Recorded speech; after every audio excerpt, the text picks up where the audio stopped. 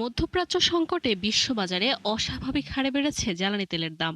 এতে বিশ্বব্যাপী বাড়ছে বৈদ্যুতিক গাড়ির ব্যবহার। তথ্য বলছে সারা বিশ্বে শুধুমাত্র মার্চ মাসেই নিবন্ধন হয় প্রায় 17.5 লাখ, যা আগের বছরের একই সময়ের তুলনায় 3.5% বেশি। আর ইউরোপে 37% বেড়ে বিক্রি হয় 5.5 লাখ বৈদ্যুতিক গাড়ি। সংশ্লিষ্টদের মতে ইরান যুদ্ধের কারণে জ্বালানির দাম বৃদ্ধি পাওয়া দেশগুলোতেই মূলত বেড়েছে বৈদ্যুতিক গাড়ির চাহিদা।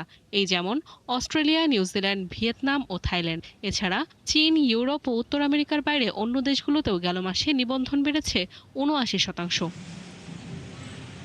তথ্য অনুযায়ী গেল মাসে জার্মানিতে বৈদ্যুতিক গাড়ি বিক্রির পরিমাণ 1 লাখ ইউনিট, যা আগের বছরের একই সময়ের চেয়ে 47% বেশি। এ সময় যুক্তরাজ্যের বিক্রি 1,39,000।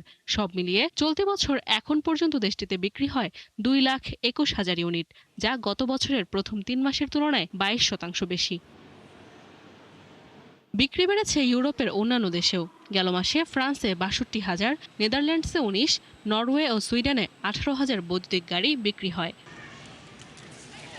তবে ব্যতিক্রম দেখা গেছে যুক্তরাষ্ট্র ও চীনে। দেশ দুটিতে উল্লেখযোগ্য হারে কমেছে বিক্রি, মূলত বৈদ্যুতিক গাড়িতে কর সুবিধা বাতিল ও কার্বন নির্গমনের মান শিথিল করায় যুক্তরাষ্ট্রে কমেছে বিক্রি। আর গাড়ি বদলে ভর্তুকি বন্ধ করেছে চীন। ফলে ছোট আকারের বৈদ্যুতিক গাড়ি কেনায় আগ্রহী চীনা ক্রেতারা এখন ঝুঁকছে বড় গাড়ির দিকে। নাদিয়া ইসলাম তুলি, ৭১।